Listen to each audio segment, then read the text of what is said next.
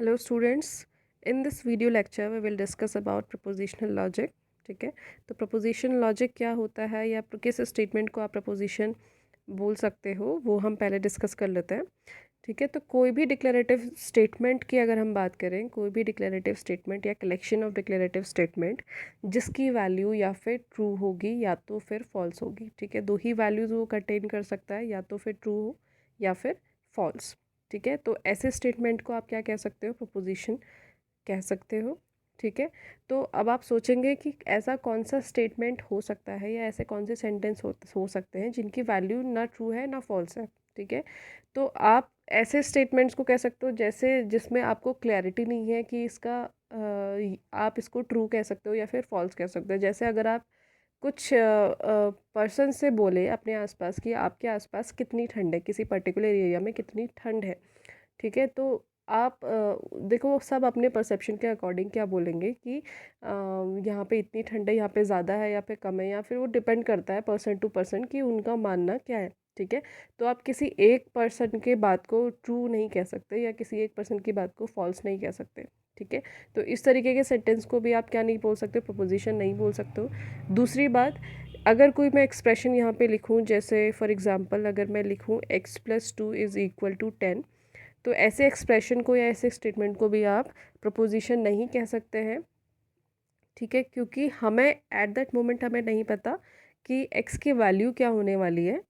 Okay, और अगर मैं यहाँ पे लिखूँ 2+2 इज़ इक्वल टू 6, ठीक है, वैसे तो ये वैल्यू फॉल्स है, लेकिन 2+2 इज़ इक्वल टू 6 इस स्टेटमेंट को या इस एक्सप्रेशन को अभी आप क्या कह सकते हो कि ये एक प्रपोजिशन है।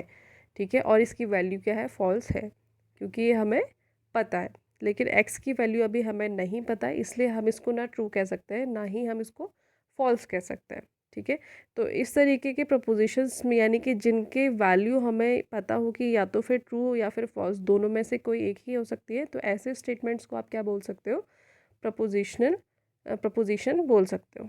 ठीक है, तो कनेक्टिव्स देख लीजिए, इसमें कनेक्टिव्स क्या होता है, हमारे पास कुछ कनेक्टिव्स होते हैं जिनको हम अपने स्टेटमेंट्स को या फिर प्रपोजिशंस को कनेक्ट करने के लिए यूज़ करते हैं। ठीक है, तो हमारे पास जैसे पहला कनेक्टिव है और, ठीक है, दूसरा है and, negation, implication and if and only if. ठीक है, तो ये क्या होता है, कुछ कनेक्टिव्स हमारे पास दिए गए हैं प्रपोजिशनल लॉजिक में। ये आपने पहले भी पढ़े होंगे, हो सकता है आपने डिजिटल इलेक्ट्रॉनिक्स पढ़ी हो तो उसमें पढ़े हो। ठीक है, नहीं तो आपने बेसिकली क्योंकि आप कंप्यूटर साइंस या आईटी के स्टूडेंट्स हैं तो आपने ये कनेक्टिव्स के बारे में पहले तो पढ़ा ही होगा, फिर भी हम आज इसको रिवाइज करेंगे। ठीक है, तो और बेसिकली आपका देखिए क्या होता है, और कनेक्टिव जो होता है वो और या और ऑपरेशन क्या होता है, किस तरीके से उसका रिजल्ट आता है, उसकी एक ट्रुथ टेबल हमने यहाँ पे बनाई हुई है। तो और ऑपरेशन देखो कैसे परफॉर्म करता है, और operation of two propositions A and B written as A और बी, तो इस तरीके से इसको लिखा जाता है ए और बी। ठीक है, is true if at least any of the propositional variable a और बी इज़ ट्रू। ठीक है, यानी कि अगर ए और बी दो किन्हीं वेरिएबल्स के बीच में अगर आप और ऑपरेशन परफॉर्म कर रहे हो तो उसकी वैल्यू ट्रू कब होगी, जब उनमें से कम एक या फिर दोनों ही क्या हो, ट्रू हो। ठीक है, तो जैसे पहला आपका देखिए स्टेटमेंट है, जो पहला ट्रूथ टेबल का जो पहला रो है आपका, तो इसमें देखिए क्या है कि दोनों वैल्यूज़ आपकी ट्रू हैं, तो तब आपको वैल्यू क्या मिली, ट्रू। ठीक है, दोनों वैल्यूज़ में से एक वैल्यू ट्रू है, पहली वैल्यू ट्रू, दूसरी वैल्यू फॉल्स है, तो तब भी आपको ट्रू मिला। इस केस में भी एक वैल्यू आपकी ट्रू है तो आपको आउटपुट में क्या मिला, ट्रू मिला। और लास्ट केस में आपके क्योंकि दोनों फॉल्स हैं तो आपको आउटपुट में भी क्या मिला, फॉल्स। ठीक है, तो इस तरीके से कर सकते हैं आप।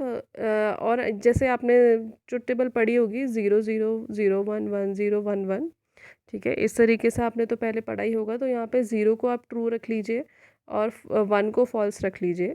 ठीक है, उसके अकॉर्डिंग अगर आप यहाँ पे सॉल्व करते हैं तो आपको वही आउटपुट मिलेगा जैसा आपका और ऑपरेशन में होता था। और में हम क्या परफॉर्म करते थे, अगर एक भी 1 होगा या एक भी 0 होगा तो क्या होगा, आपका वैल्यू 0 होगी। मतलब अगर आपकी दोनों 0 हुए या कहीं पे एक भी 0 होगा तो आपकी क्या होगी, वैल्यू जो होगी 0 होगी।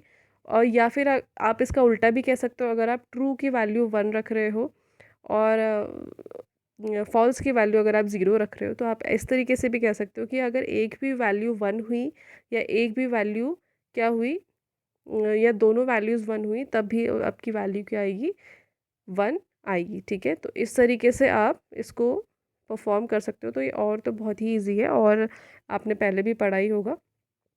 वैसे ये आपका एंड है, तो एंड में क्या कंडीशन लगी होती है, जब दोनों वैल्यूज़ ट्रू होती है तभी ये आपको वैल्यू क्या रिटर्न करेगा, ट्रू करेगा। तो और का जस्ट ऑपोजिट आप कह सकते हो। साइन के मामले में ए एंड बी इस तरीके से आप लिखोगे, तो दोनों वैल्यूज़ अगर ट्रू होंगी तो आपको ट्रू रिटर्न होगा। ठीक है, और एक भी वैल्यू अगर फॉल्स हो गई, ठीक है, एक भी वैल्यू अगर फॉल्स हो गई या दोनों वैल्यूज़ अगर फॉल्स हो गई, उन तीनों केसेस में आपको फॉल्स रिटर्न होने वाला है। तो इस तरीके से एंड ऑपरेटर आपका परफॉर्म करता है। फिर आपका नेगेशन। अब नेगेशन में देखिए किस तरीके से होता है। नेगेशन में तो जस्ट ये होता है कि ट्रू है तो फॉल्स हो जाएगा, फॉल्स है तो ट्रू हो जाएगा। ठीक है, तो ये तो बहुत ही सिंपल है। ठीक है, और इस तरीके से आप नेगेशन को डिनोट करते हो। ठीक है, इम्प्लीकेशन देखिए, इम्प्लीकेशन में थोड़ा सा कन्फ्यूजन रहता है स्टूडेंट्स को। इम्प्लीकेशन को याद करना या इसका लॉजिक थोड़ा सा याद रखना, थोड़ा सा स्टूडेंट्स जो होते हैं कन्फ्यूज़ हो जाते हैं। तो इम्प्लीकेशन में देखिए क्या होता है, ए इम्प्लाइज़ बी, इस तरीके से आप इसको लिखते हो, ए इम्प्लाइज़ बी, या फिर इफ़ ए देन बी, आप इस तरीके से भी पढ़ सकते हो, इफ़ ए देन बी। तो आप इसको एक बहुत अच्छे एग्जाम्पल के साथ याद रखिए। ए की जगह में अगर मैं यहाँ पे स्टडी रख लूँ और बी की जगह में अगर यहाँ पे मैं पास रख लूँ, ठीक है, तो आप इस तरीके से याद रखेंगे, इफ़ स्टडी देन पास। ठीक है, इफ़ स्टडी देन पास, इस तरीके से आप ए इम्प्लाइज बी को अगर याद करते हैं इस एग्जांपल से, तो आपको इसकी ट्रूथ टेबल जो है इजीली समझ में आ जाएगी। तो देखो, पहली दोनों वैल्यूज़ ट्रू रखोगे, यानी कि इफ़ स्टडी देन पास। ठीक है, तो अगर आप स्टडी करते हो तो आप पास भी हो जाते हो। तो ये स्टेटमेंट क्या होता है, ट्रू ही होता है, क्योंकि जब हम पढ़ाई करते हैं तो पास तो हो ही जाता है। तो ये आपका क्या है, ट्रू होगा। ठीक है, अगर आप सेकंड जो स्टेटमेंट है आपका, देखो सेकंड वाली लाइन पढ़िए, ट्रू और फॉल्स है, यानी कि if study and not pass, मतलब अगर आप स्टडी कर रहे हो फिर भी आप पास नहीं हुए, तो ये लॉजिक थोड़ा समझ में नहीं आता। मतलब हम अगर किसी टॉपिक को पर्टिकुलर पढ़ के जा रहे हैं और उस टॉपिक पे अगर हम पास नहीं हो पाते, तो ये थोड़ा सा लॉजिक सही नहीं लगता है, इसलिए इसकी वैल्यू आपकी क्या आएगी, फॉल्स आएगी।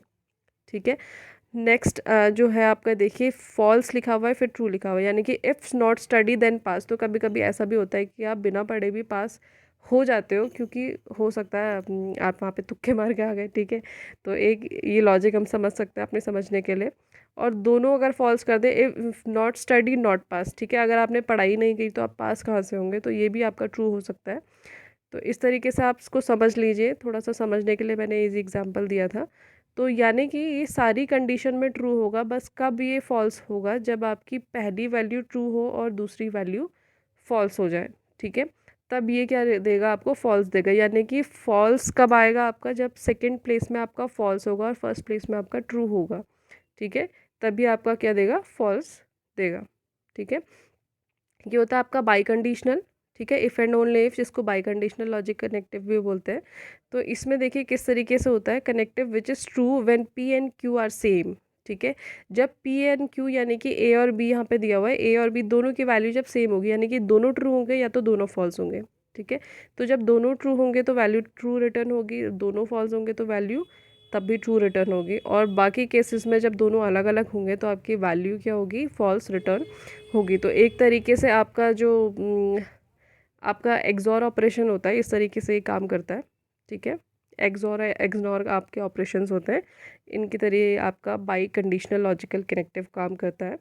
ठीक है, अब देख लेते हैं टोटोलॉजी क्या होता है। टोटोलॉजी आपका बहुत इम्पॉर्टेंट है आपके इस सब्जेक्ट में, क्योंकि इससे क्वेश्चंस आपके बहुत आ सकते हैं। तो कोई भी आपको स्टेटमेंट दिया जा सकता है और आपसे बोलेंगे कि आप प्रूफ करिए कि ये एक टोटोलॉजी है।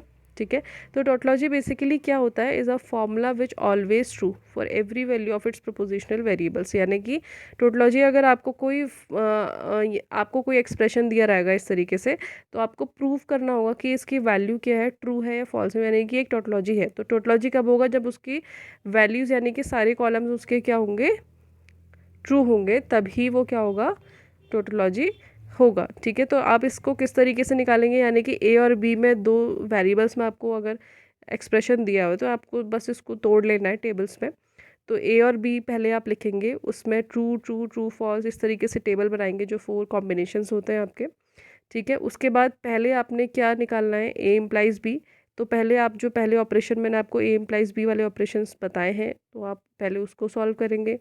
उसके बाद इसकी वैल्यू के साथ ए को एंड करेंगे, ठीक है, क्योंकि हमने पहले ये सॉल्व करना है ब्रैकेट के जो अंदर है।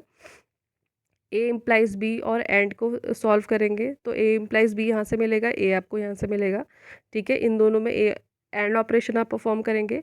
लास्ट में इसके रिजल्ट के साथ आप इम्प्लीकेशन का साइन किसके साथ सॉल्व करेंगे, बी के वैल्यू के साथ, तो ठीक है। तो दिस इम्प्लाइज दिस आपको इस तरीके से सॉल्व करना है। और लास्ट में टेबल में देखना है आपको सारी वैल्यूज़ अगर ट्रू आई हैं तो वो क्या होगा, आपका टोटोलॉजी होगा, अदरवाइज़ वो नहीं होगा, ठीक है। अब दूसरा इसी का जस्ट ऑपोजिट है आपका कॉन्ट्रडिक्शन। तो कॉन्ट्रडिक्शन में क्या होगा कि सारी वैल्यूज़ आपकी फॉल्स आएंगी। तो इसी तरीके से आपको कोई एक्सप्रेशन दिया रहेगा और आपको प्रूफ करना होगा कि ये कॉन्ट्रडिक्शन है, ठीक है, या फिर आपको जस्ट बताना होगा कि ये कॉन्ट्रडिक्शन है, टोटोलॉजी है, या फिर क्या है, ठीक है। तो आप इसी तरीके से इस एक्सप्रेशन को तोड़ लेंगे, ठीक है, अलग अलग कॉलम्स में आप तोड़ लेंगे और उनकी वैल्यूज़ को सॉल्व करेंगे। और लास्ट में जो आपकी कॉलम की वैल्यू आएगी, ठीक है, वो जब सारी फॉल्स आएंगी तो आपका वो एक्सप्रेशन क्या होगा, कॉन्ट्रडिक्शन होगा, ठीक है। जैसे यहाँ पे जो मैंने एग्जांपल दिया है वो क्या है, एक कॉन्ट्रडिक्शन है, क्योंकि इसकी सारी वैल्यूज़ क्या आई हैं, आपकी फॉल्स आई हैं, ठीक है। वैसे ही लास्ट देखिए एक डुअलिटी प्रिंसिपल होता है। डुअलिटी प्रिंसिपल में देखिए क्या होता है कि किसी भी स्टेटमेंट का या किसी भी एक्सप्रेशन का जब हमें डुअल निकालना होता है तो हम सिंपल इसमें क्या करते हैं, उसके जो इंटरसेक्शन का साइन होता है या फिर आप एंड का साइन बोल सकते हो, ठीक है। एंड के साइन को हम और के साइन के साथ क्या करते हैं, इंटरचेंज कर देते हैं। या फिर यहाँ पे जैसे देखिए ये आपका इंटरसेक्शन का साइन होता है, ये आपका यूनियन का साइन होता है। तो यूनियन के साइन को इंटरसेक्शन के साइन के साथ आप क्या करोगे, एक्सचेंज कर दोगे। और दूसरी बात, अगर यूनिवर्सल सेट कहीं पे लिखा है तो उसको नल सेट से आप इंटरचेंज कर दोगे। इस तरीके से वैल्यूज़ को, या फिर अगर ट्रू फॉल्स के उसमें लिखा हुआ है, ठीक है, तो वैल्यू को ट्रू कर दोगे, ट्रू की वैल्यू को फॉल्स कर दोगे। इस तरीके से आप इसमें डुअल निकालोगे। तो जैसे ये छोटा सा आपका एग्जांपल लिखा हुआ है, A intersection B bracket union C, ठीक है। तो इसका जब आपको डुअल निकालना होगा तो बहुत ही सिंपल है, जिस जहाँ पे आपका इंटरसेक्शन है वहाँ पे यूनियन कर दीजिए, ए यूनियन बी, और जहाँ पे यूनियन है वहाँ पे इंटरसेक्शन कर दीजिए, इंटरसेक्शन सी, ठीक है। तो इस तरीके से आप डुअल निकाल सकते हो। और अगर किसी स्टेटमेंट का डुअल भी सेम ही आता है, यानी कि अगर कोई स्टेटमेंट है उसका डुअल भी अगर सेम वही स्टेटमेंट अगर आपको रिटर्न होता है, तो ऐसे एक्सप्रेशन को हम क्या बोलते हैं, या ऐसे स्टेटमेंट को हम क्या बोलते हैं, सेल्फ डुअल स्टेटमेंट, ठीक है। अगर किसी स्टेटमेंट का डुअल भी सेम वही स्टेटमेंट आपको रिटर्न हो रहा है, तो ऐसे स्टेटमेंट को आप क्या बोलते हो, सेल्फ डुअल स्टेटमेंट, ठीक है।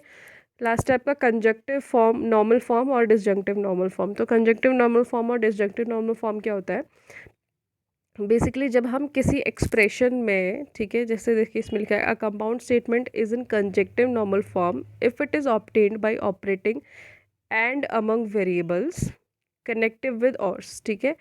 जब हम और से कनेक्टिव वेरिएबल जो हो, वेरिएबल्स हैं, देखिए सारे जो ब्रैकेट के अंदर लिखे हैं वो आपके और से कनेक्टेड हैं। इन वेरिएबल्स के बीच में जब हम एंड ऑपरेशन परफॉर्म करते हैं, ये बीच में देखिए इनके एंड ऑपरेशन लगाया हुआ है, ठीक है।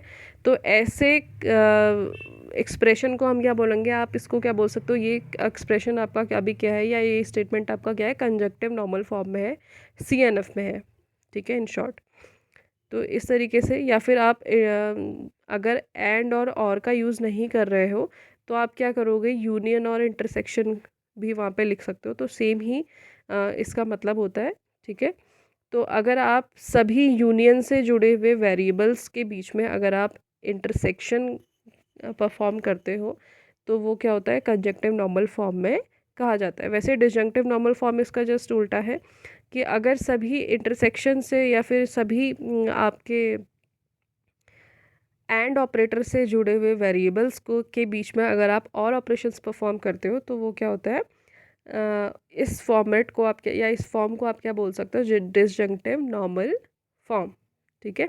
तो ये भी कन्वर्ट करने को आ सकता है, कोई आपका सीएनएफ में दिया हो सकता है, आपको बोलेंगे वहाँ पे कि आप इसको डिजंक्टिव नॉर्मल फॉर्म में कन्वर्ट कीजिए, या कोई भी स्टेटमेंट दिया हो सकता है, आपको बोला जा सकता है कि इसको आप कंजक्टिव नॉर्मल फॉर्म में कन्वर्ट कीजिए। ठीक है, तो इसकी भी प्रैक्टिस करनी आपको ज़रूरी है। बाकी आपका प्रपोजिशनल लॉजिक यहाँ पे ख़त्म हो चुका है। कल की वीडियो में या फिर कल के लेक्चर में मैं आपको प्रेडिकेट लॉजिक के बारे में बताऊँगी। Okay, thank you.